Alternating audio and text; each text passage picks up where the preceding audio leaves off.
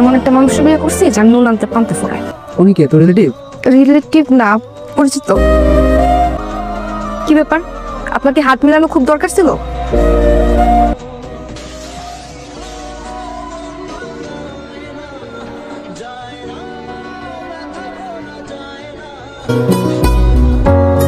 রোহি, I love you রোহি।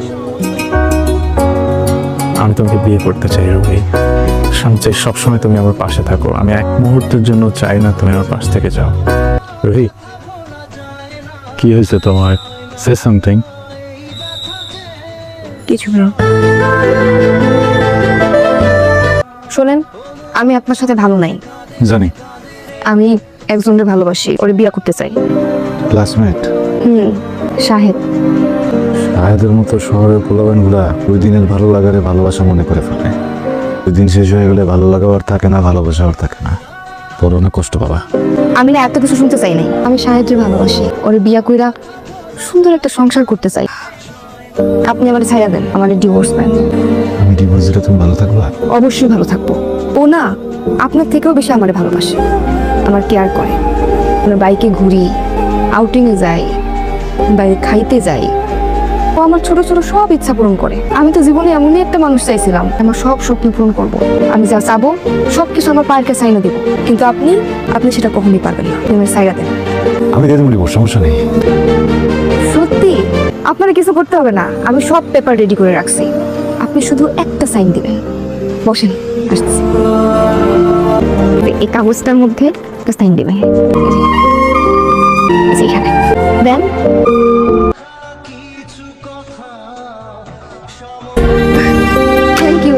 Thank you so much.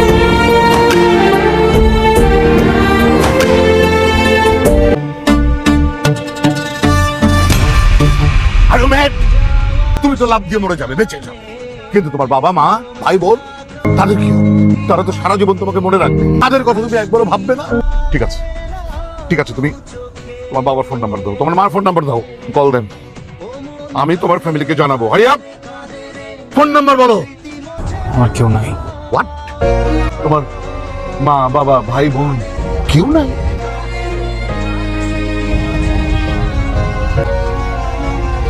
ঠিক আছে, তুমি এসব সাথে।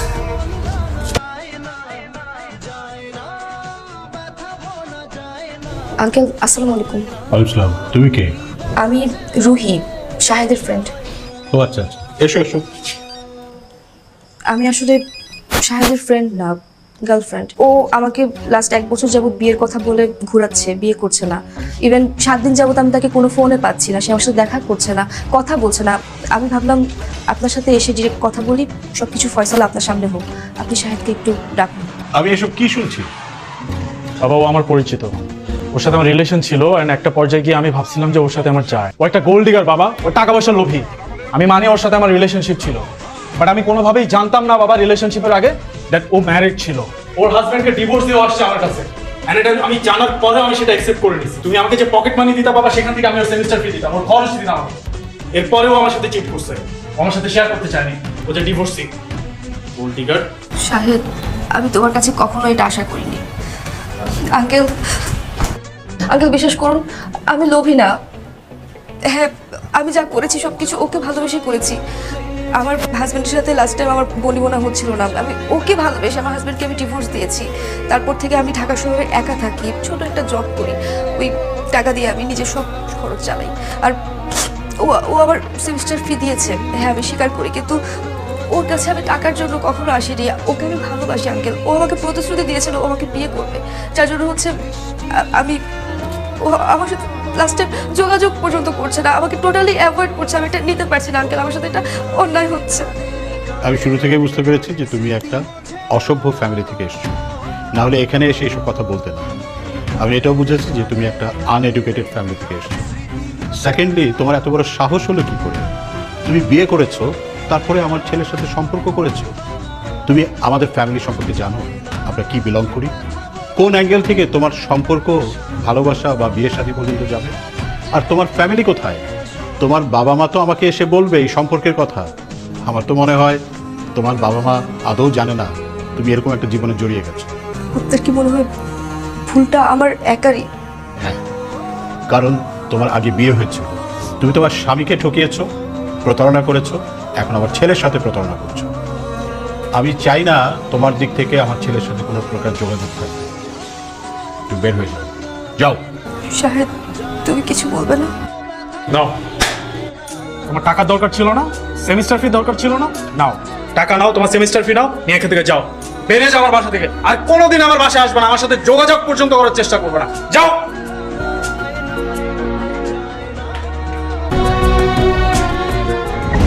বিয়েটা তো হয়ে গেছে না, সংসারটা করি। কিসের সংসার? আমি আপনার বলছি আমি সংসার করবো, আমি আপনার বলছি আমি আপনার বিয়া করবো। হ্যাঁ, আমি এই সংসার মানি না। পুরোটা আছে, গুইনা নিতে হইব না? স্যার কি বলছেন? কেন? আমি কি করেছি? আপনি কি করেছেন সেটা আপনি জানেন না?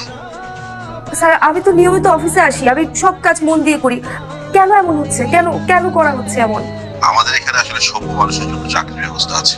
কি মনে হয় গতকাল একটি বাড়িতে গিয়ে সিন ক্রিয়েট করে এসেছেন? ওনারা তো আসলে আমাদের বসের ফ্রেন্ড, ওখান থেকে ফোন এসেছে।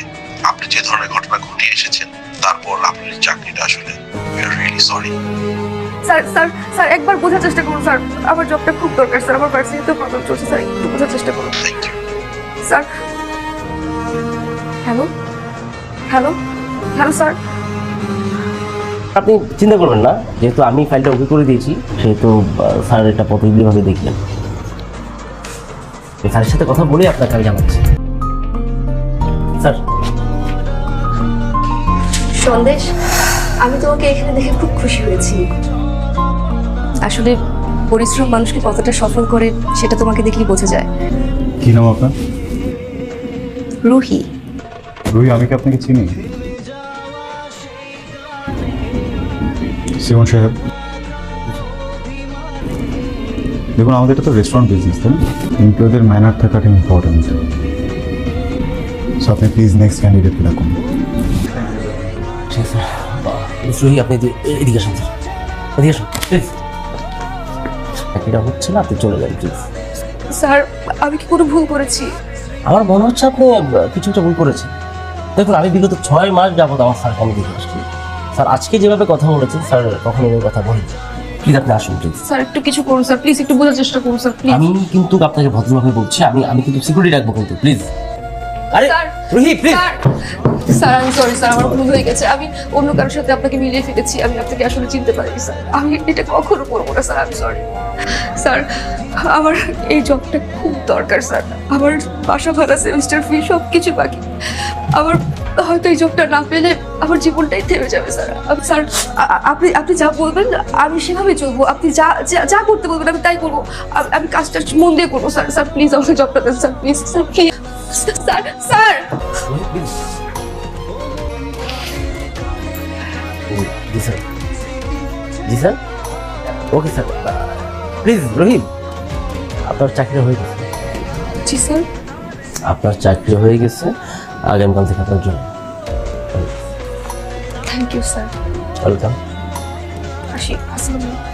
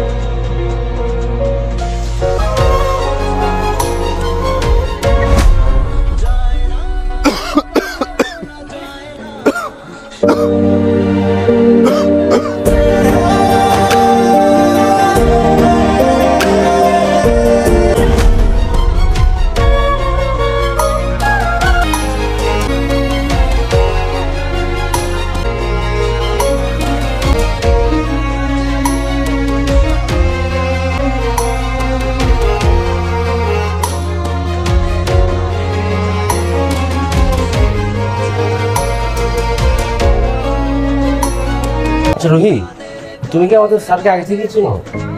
মানে ওই দিন তোমার কথাবার্তা শুনে মনে হচ্ছে যে তুমি স্যারকে আগে থেকে চিনো। হ্যাঁ আমি ওনাকে আগে থেকে চিনি না, মানে উনি আমার ক্লাসমেট, আমরা একই ভার্সিটিতে পড়ি, একই ক্যাম্পাসে আছি। ওনার পড়াশোনায় গ্যাপ ছিল, এখন আমাদের সাথে কন্টিনিউ করছে। আর উনি যে আসলে এই রেস্টুরেন্টের মালিক এটা আমি জানতাম না।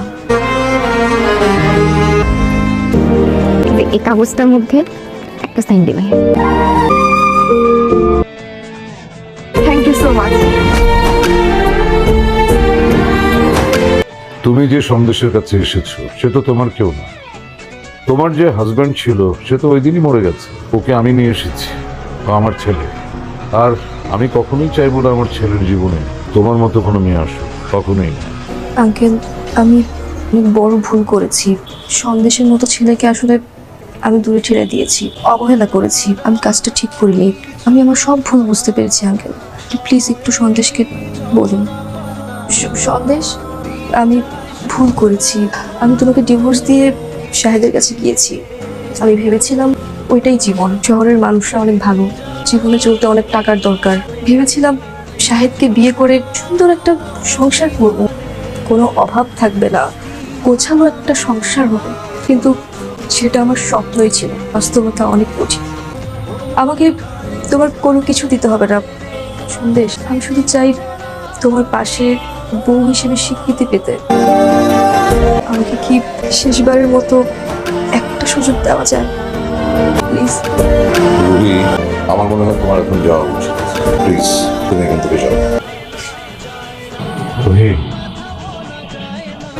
আমি জানি তুমি কি করছো।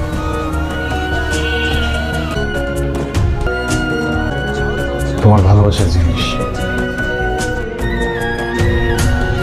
আর কোনোদিন নিজের চেহারাটা আমরা দেখতে পাই।